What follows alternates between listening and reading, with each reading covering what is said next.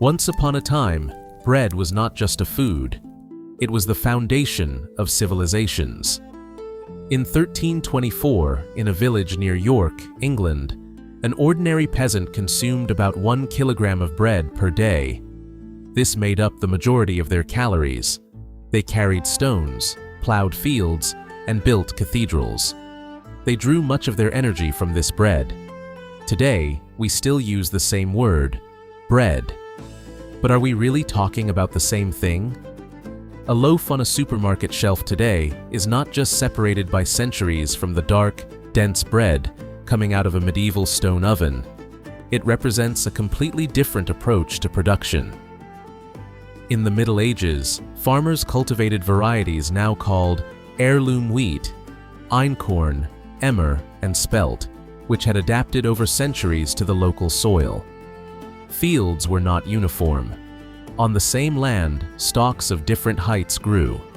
Some matured earlier, some were more resilient. Yields were low, but the system was balanced. Wheat grew according to the rhythm of nature. Each stalk was part of the farmer's labor. The harvested wheat would be processed with care and reach the table through methods passed down from generation to generation. In the 20th century, priorities changed. Shorter stalks and higher yield wheat varieties were developed. The goal was clear: produce more, faster, and feed a larger population. It was a major agricultural revolution. But it was also a turning point that changed the character of wheat. In the Middle Ages, flour was slowly ground in stone mills. The bran, germ, and endosperm remained together.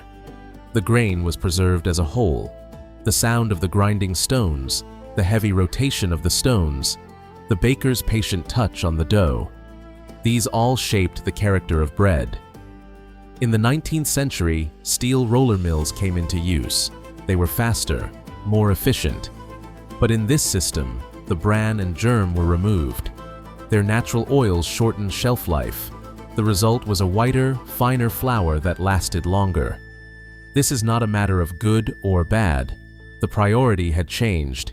Instead of preserving nutrition, flour was designed for storage and transport.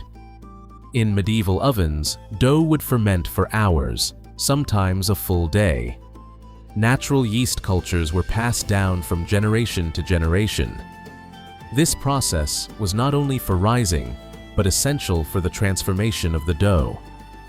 Each loaf reached the table after a long journey. In the industrial era, time became the most valuable factor. Commercial yeast reduced fermentation to hours. Production sped up. Bakeries transformed from craft workshops into mass production facilities. Bread was no longer a carefully made food in the neighborhood bakery. It became a planned, standardized product. In the Middle Ages, bread was dark, dense, and filling. A loaf would last for days. The smell of rising dough in stone ovens set the rhythm of daily life. Today's bread is softer, lighter, and has a longer shelf life. Packaged, standardized, and similar in every city across the world. This change occurred not just in content, but also in culture. Bread, once a local craft, is now part of a global industry. A loaf ground in a stone mill and fermented with sourdough. Made a short journey from field to oven. Every meal was a ritual and carried the culture and patience of generations. Modern bread, however, comes off production lines, prioritizes speed and shelf life, and has the same form and texture in every city. This difference is not just technology, it is a change in human understanding and priorities. Bread has changed. Because the world has changed. Agriculture has changed. Production has changed. Priorities have changed. Perhaps the real question is, has time only transformed cities and empires? Or has it redefined even the simplest thing on our tables?